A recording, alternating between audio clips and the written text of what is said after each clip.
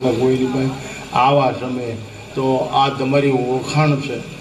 ઓળખાણ મીટે એટલે રમખાણ શરૂ થાય. ઓળખાણ મિટાવવા માટે વખાણ શરૂ થાય. ઓળખાણ છપાવવા માટે લખાણ શરૂ થાય. અને એ બધા તાણ પેદા કરે. ઓળખાણની જાણ ન થવી જોઈએ અને પ્રભુના શરણમાં જીવન સમર્પિત થઈ જવું જોઈએ. એ હવારમાં વાણીઓ તલવાર લઈને ગયો પ્રાગડ વાક્યમ ખાટો ગાળીને મૂળ દ્રબી અને બીજા માથે પડવાનું બદલે ગોળ ગોળ પડવા માંડ્યું. એ કે મારું દીકરું આ બૈરા છોકરાનું શું થાય આપણે સાહેબ? એ તો ઠીક પણ આ ભેઢી ને પૈસા ને બધું ક્યાં જાય પછી? એ કે ફરતા ફરતા એ જે નબળો વિચાર આવે કે બાવાનો હું ભરવા ચડાવી મારા દીકરા કઈ વળે નહીં તો એટલે માર્યા જાય કેમ તેમ. નબળો વિચાર, નિકૃષ્ટ વિચાર, નબળો વિચાર આવે ત્યારે માની લઉં નખોદ સિવાય કાંઈ નો નબળો વિચાર આવે. આ સબળ અને પ્રબળ વિચાર મનુષ્ય પરમાત્માની હાકળ હલાવી નાખે, માયના ખુલી જાય. દાસી જીવને ખોલી નાખ્યા. સબળ અને પ્રબળ હું તમારો છું અને જાય તો તારી જાય, બે માના ને બે બાપના, મારા કાંઈ નહીં, તારે બધું. પણ તમે એના થઈ જાઓ. એના થઈ જવા માટેનો મંગલ અવસર ધ્રુપણિયા ભગવાનના થઈ જવાનો. બાકી યુટિલિટી ઉપર લખી નાખે ઠાકર સાઈડ આપે એ આડો આવે છે કાલે કે સૂર્ય વંદના કા જય વડવા.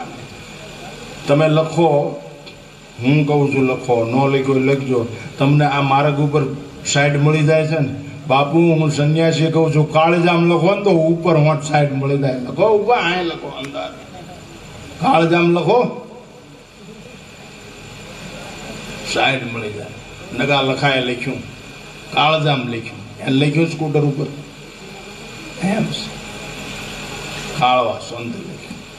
અંદર લખો સમંદર તરી જવાય. મોકો છે. એ ગામના દરબારમાં હું ગયેલા ઘોડા ઉપર આવે એટલે પાનાજન કે તું શું આ તલવાર ને બધું આપઘાત કરવા આવ્યો? તને કહું કે ગાળ દીધી હોય તો એની જીભ કાપી નાખું, આંગળી ચીધી હોય આંગળી. તું મારા ગામનો નગર શેઠ છો, મારી આબરૂ છો અને તું આવી રીતે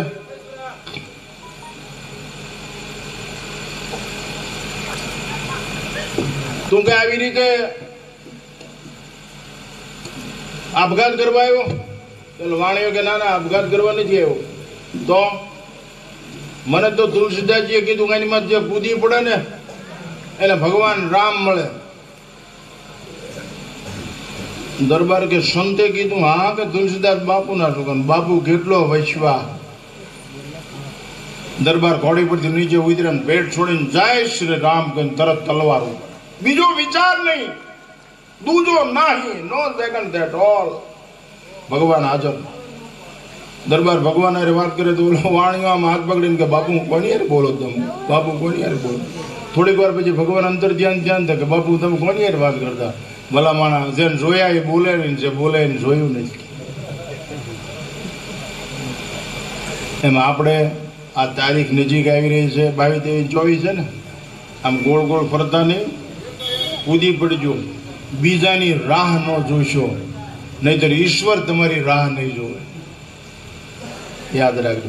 એ આમ નેવા માંડીને બેઠો જ, જેમ માવતર ગઢું માવતર નેવા માંડીને બેઠું હોય ને, હમણાં શા લઈને આવશે, હમણાં ગરમ રૂટો લઈને આવશે, હમણાં શાળાનું દૂધ લઈને આવશે, હમણાં ગાવાનું દૂધ લાવશે. એમાં સૃષ્ટિનો નિયમતા ધ્રુપણિયામાં મારી પ્રજા, મારા બાળકો, મારા છોકરા આમ નેહડા કોર નેજો કરશે. આમ દરબારું રહેતા છે નેજો કરશે, આમ ગણબી રહેતા ને. યાદ રાખજો, એના નેજામાંથી જે નીકળી ગયા ને એને પછી હેંજા નહીં રહે, એનો મેળ વિખાઈ જાય છે. માટે એના નેજામાં રહેજો. એ ભાળે એમ રહેજો. ભાગવાની તૈયારી ન કરતા, નોખા પડી જવાની તૈયારી ન કરતા. ભેગા રહીને એક હમથી આખા ઇલાકાની અંદર ખબર પડી જવી જોઈએ કે ધ્રુપણિયા ગામે પ્રતિષ્ઠા છે, હંપ ને માથે સોપું કાઢ્યું છે. આજ દી સુધી જે હોય પણ તમારો વ્યક્તિગત કંકાસ ઈશ્વરની આ અવતરણ વખતે ઊભો કરતા, નગર ઈશ્વરને દુઃખ થશે. અને ઈશ્વરને દુઃખ થાય એટલે આપને સુખ ક્યારેય ન મળે, આશા ન રાખી. એવું છે. તો આપણે બધા શાંતિથી સાંભળ્યું. હું થાકી જાઉં છું, કુંભ મેળાની તૈયારી કરું છું. ફરી એક સાધુ તરીકે વિનંતી, હું હરિદ્વારથી આવીશ એટલે સીધો આ તમારા ધુરપણીયા ગામના મંદિરના દર્શન કરવા આવીશ. તમને વચન આપું. બીજું, આ ધર્મા ગર્ભના સાધુનું ધ્યાન રાખજો. હા, આ તુલસી ક્યારો કહેવાય, એનું ધ્યાન રાખો. આ કાંઈ જમીન બમીન તો છે નહીં એની મેં, એને એના બાળ બચ્ચા, એનો રોટલો જો કે ગામમાં થતું એમાં તો હું કહેવાનું પડે એટલે કહું એનું ધ્યાન રાખો. અને ઈવડે હંપીને રહેવું. અને ભગવાન એવા સરસ તુરખામાં મસ્તરામ બાપુ આરતી કરતા હોય ને તો પડખે ઓલા દરબાર આવીને એમ કે બાપુ 12 વાગ્યા શું તમને કાંઈ ખબર છે? એટલા બધા મસ્ત થઈ ગયા આરતીમાં. બાપુ એનો રામ કહે નહીં હો, એનો રામ ન કહે, સમજ્યા? એની અંદર વહે. એમ આપણે આ મોકો છે, આપણી આંખમાં આંસુ ન પડે. આમ ભગવાનને ભાળે ત્યાં વાહ પ્રભુ વાહ, ત્યાં આજે લાજ રાખી અમારા ગામની. હા, તમે એને ઠપકો હોત આપી શકો, તમે એની અરે પ્રેમથી વાતું કરી શકો. અમારા ચોટીલાની અંદર ધારસી ભગતની જગ્યામાં ધારસી ભગતે ભજન લખ્યું છે, ઇન્દ્ર સભામાં ચર્ચાયું ચાલી, સીબી સભાને સતવાદી ઇન્દ્ર કે પારખા લેવા. આ ધારસી ભગતનું લખ્યું.